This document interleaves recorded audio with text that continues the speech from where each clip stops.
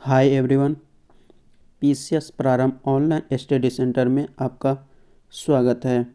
अगर हमारे चैनल पर पहली बार आए हैं तो चैनल को सब्सक्राइब ज़रूर करें। आज हम लोग बात करेंगे प्राचीन इतिहास के बारे में, जो कि बीए पार्ट 1 पेपर फर्स्ट है। उसका क्वेश्चन को करेंगे। क्वेश्चन है, वैदिक आर्यों के सामाजिक संगठन की विवेचना करें। वैदिक आर्यों की सामाजिक संगठन की विवेचना करें। इसका आंसर देखेंगे। आंसर होगा, इसमें बेसिकली दो काल को पढ़ना है, एक ऋग्वैदिक काल, दूसरा उत्तर वैदिक काल। ऋग्वैदिक काल के अंतर्गत पढ़ना है वर्ण व्यवस्था, आश्रम व्यवस्था, स्त्रियों की अवस्था, आहार वेशभूषा एवं मनोरंजन। इसी तरह उत्तर वैदिक काल में भी वर्ण व्यवस्था को देखना है, आश्रम व्यवस्था को देखना है, स्त्रियों की अवस्था को देखना है, आहार वेशभूषा एवं मनोरंजन को भी देखना है। चलिए देखते हैं वर्ण व्यवस्था को। वर्ण व्यवस्था का पहला पॉइंट होगा, ऋग्वैदिक काल में हर व्यक्ति की सामाजिक स्थिति समान थी। यानी कि ऋग्वैदिक काल में हर व्यक्ति की सामाजिक स्थिति समान थी। दूसरा पॉइंट देखेंगे, जबकि आर्य भारत आए तो वे 3 सामाजिक वर्गों में विभाजित थे। कौन कौन सा वर्ग था? एक था कुलीन वर्ग, दूसरा पुरोहित वर्ग, तीसरा सर्वसाधारण वर्ग। आइए तीसरा पॉइंट देखते हैं, अभी तक वर्ग चेतना का विकास नहीं हुआ था। यानी कि अभी तक वर्ग चेतना का विकास नहीं हुआ था। चलिए चौथा पॉइंट देखते हैं,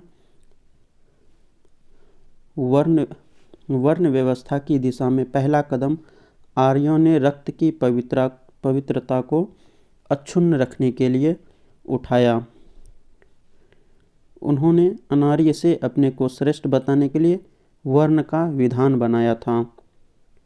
और पांचवा पॉइंट देखते हैं, आर्यों की अपनी मान्यताएं, परंपराएं, रीति रिवाज, समस्याएं थी। उन्हें भय था कि अनार्य के साथ घुलने मिलने से उनका आर्यत्व नष्ट हो जाएगा। छठा पॉइंट को देखेंगे, प्रारंभ में वर्ण शब्द का प्रयोग आर्य और अनार्य में भेद बताने के लिए होता था। उस समय वर्ण व्यवस्था का आधार जाति भेद, श्रेणी भेद नहीं था।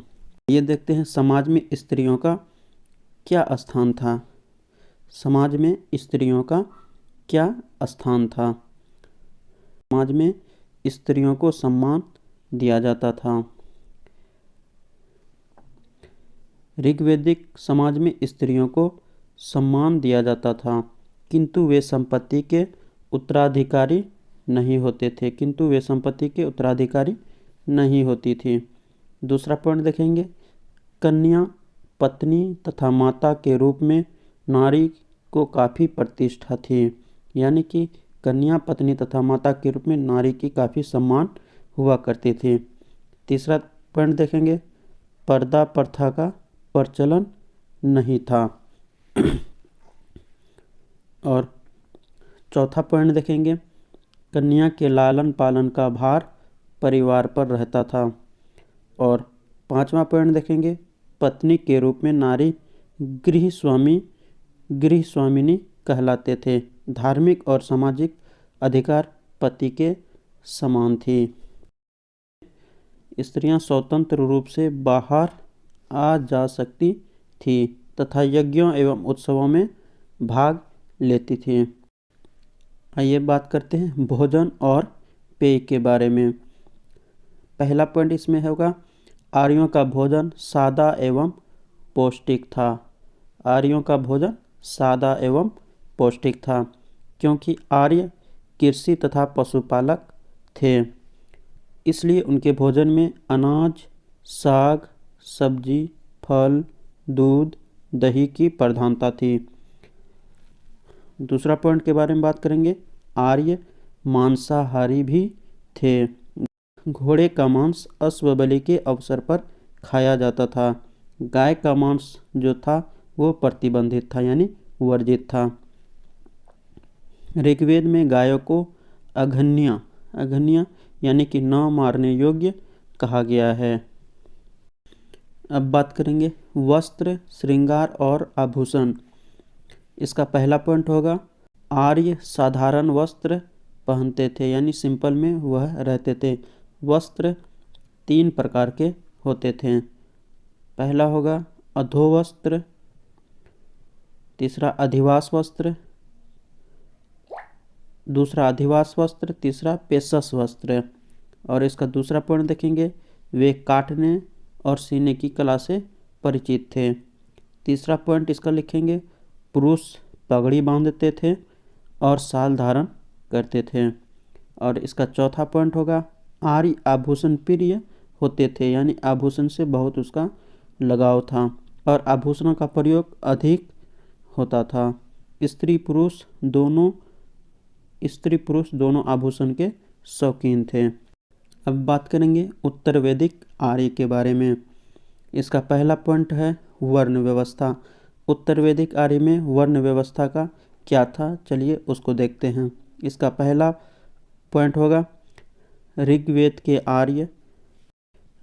के आर्य केवल धर्म के अनुसार वर्ण में विभक्त नहीं थे, बल्कि उनमें अनेक सामाजिक वर्ग उत्पन्न हो गए थे। और इसका दूसरा पॉइंट देखेंगे पूर्व वैदिक काल में वर्ण व्यवस्था का संगठन पेशे के आधार पर हुआ करता था, यानी जो जो काम करता था उसके आधार पर वर्ण का व्यवस्था था। जो लोग पठन पाठन, धार्मिक व्यवस्था, कर्मकांड, यज्ञ अनुष्ठान, दक्ष में तथा दान ग्रहण करते थे ब्राह्मण कहलाते थे। ब्राह्मण अपने यजमानों के लिए पूजा पाठ तथा यज्ञ करते थे। चलिए बात करते हैं आश्रम व्यवस्था के बारे में। आश्रम व्यवस्था 4 थे। पहला था ब्रह्मचार्य, जो कि 0 से 25 वर्ष की आयु को कहा जाता है। दूसरा था गृहस्थ, जो कि 25 से 50 वर्ष के आयु को कहा जाता था। तीसरा था वानप्रस्थ, जो कि 50 से 75 वर्ष की आयु को कहा जाता था। चौथा था संन्यास, जो कि 75 से 100 वर्ष के आयु को कहा जाता था। अब बात करेंगे स्त्रियों की अवस्था के विषय में। इसमें टोटल 3 पॉइंट लिखना है। वो कौन कौन सा पॉइंट है, आइए देखते हैं। पूर्व वैदिक काल में समाज में स्त्रियों का स्थान ऊंचा था, लेकिन उत्तर वैदिक काल में स्त्रियों की दशा पहले से खराब हो गई थी। दूसरा पॉइंट देखेंगे वह चल अथवा अचल संपत्ति का स्वामिनी नहीं हो सकता था। तीसरा पॉइंट देखेंगे मैत्रायणी संहिता में नारी को पाशा सुरह के साथ साथ 3 प्रमुख बुराइयों में गिनाया गया। आइए बात करते हैं आहार, वेशभूषा एवं मनोरंजन के विषय में। उत्तर वैदिक काल में लोगों की वेशभूषा वही थी जो ऋग्वैदिक काल में थी। दूसरा पॉइंट लिखेंगे गेहूँ चावल पीसकर खाद्य पदार्थ बनाए जाते थे, जिन्हें पिष्ट कहा जाता था। तीसरा लिखेंगे भोज्य पदार्थ में दूध, दही, मक्खन, शहद सम्मिलित था। अगर आप इस क्लास का PDF डाउनलोड करना चाहते हैं तो हमारे दिए गए टेलीग्राम लिंक पर ज्वाइन करें, वहीं सभी क्लास का PDF उपलब्ध कराया जाएगा। और आगे वीडियो देखने के लिए हमारे चैनल को सब्सक्राइब ज़रूर करें।